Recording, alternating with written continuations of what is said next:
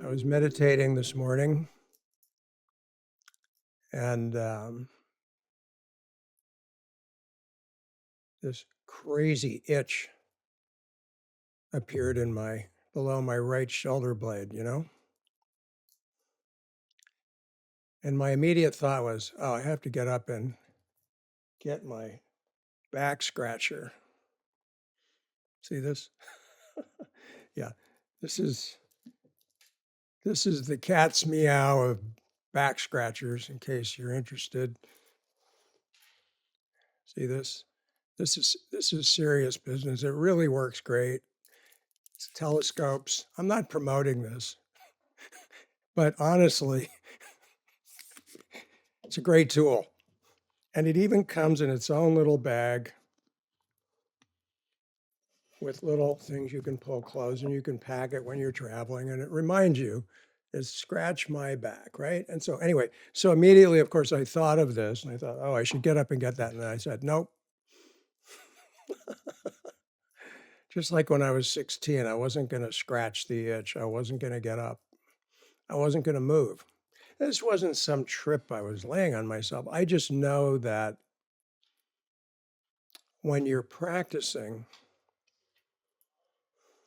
sometimes you have to stay with what is. In fact, you do have to stay with what is to learn how to truly listen and deeply enter it. Not with thought, not with intention, not with how you're going to make it better or anything else. No. And so I'll tell you what happened. Hold on.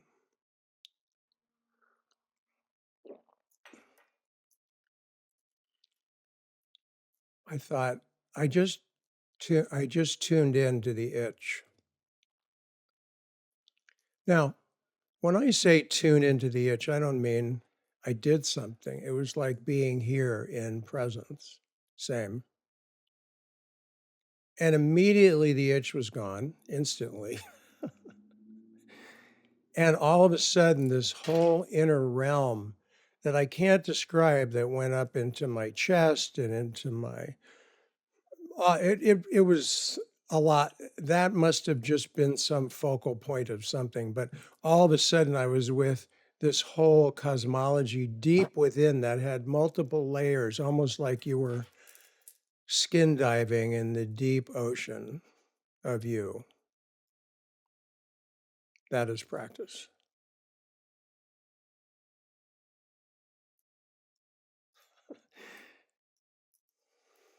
So, need I say more? But you know what? After I was done meditating and the itch came back, yes, I got it out and I scratched it. See, that's the whole picture. Not like, well, now that you can enter it consciously, you can't scratch it, John. That's a misunderstanding of the truth. I like simple examples. So,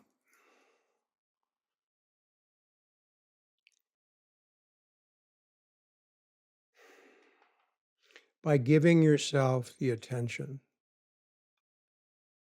that this opportunity of now is presenting to you,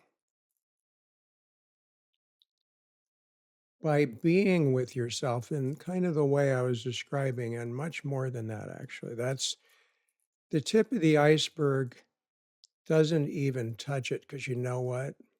It's infinite. It's infinitely vast, and it's infinitely unknowable. And you are nothing less than that. So as you enter your relative, often difficult experience of body, mind, heart, emotion, And that all will be here, more than likely, in whatever cycle it's going through.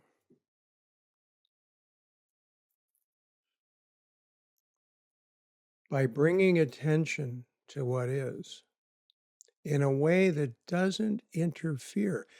When I went to that itch, I didn't have an agenda. There was no thought about it. I'm experienced as a practitioner, but I'm a beginner like you, and I'm learning all the time. And my dearest friends who are been practicing a lot longer than me and are extraordinary examples of what human beings become as consciousness develops, they are practicing as beginners every single day. Is there something wrong with that? No, not at all. It's just life. It's how life is.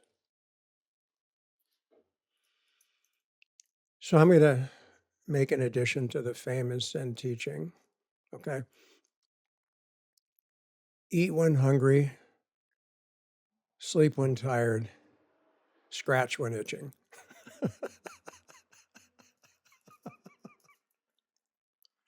And you'll be the best judge of how much to scratch and how often.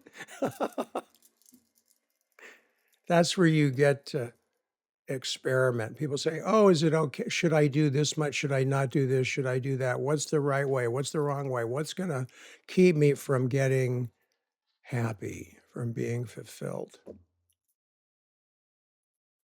You'll find out. You'll find out.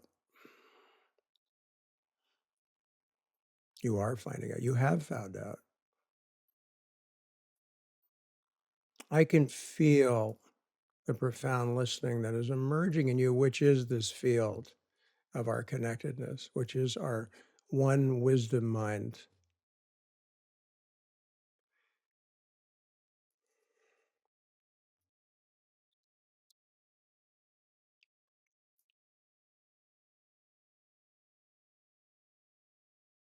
You see, you already know that. Not you have the concepts and the cool teachings and all that stuff and the practices. Yeah, great. It's not a problem.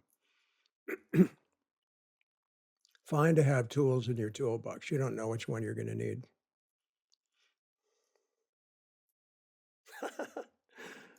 Oh, man, it's good to see you. So much love. So much love. Oh.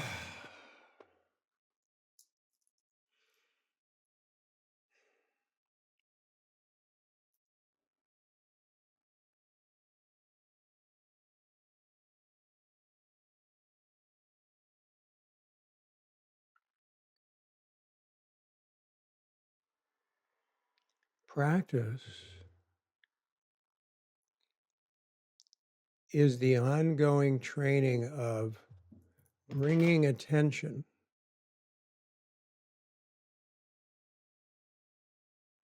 to the unconscious resistance to perceiving what is as it is.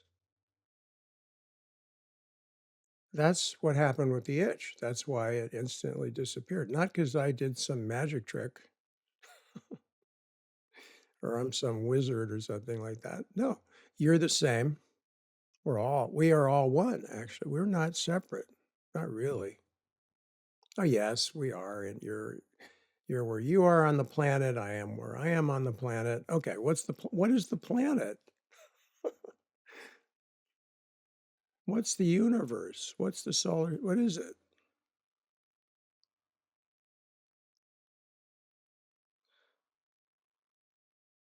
When you become consciousness, when you are simply consciousness only,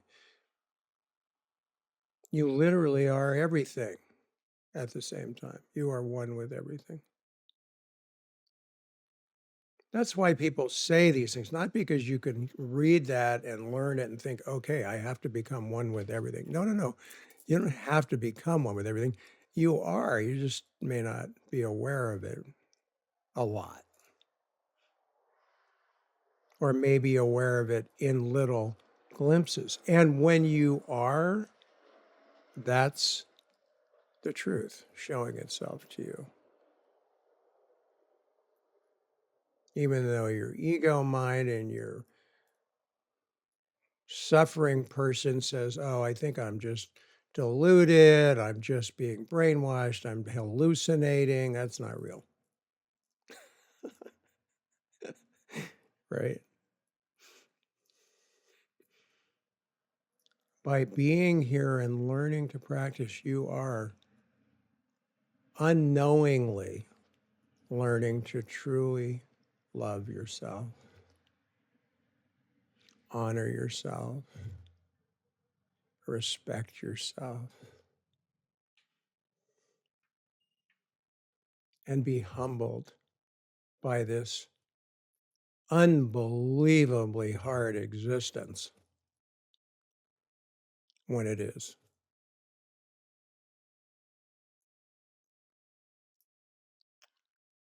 The existence when it's so hard that I have heard from so many and have known in myself, I want to get off this.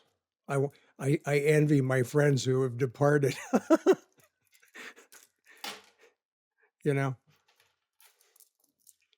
that's when you really need to take care and tune in and take care of yourself in whatever way you need, even if it means scratching your back, so to speak.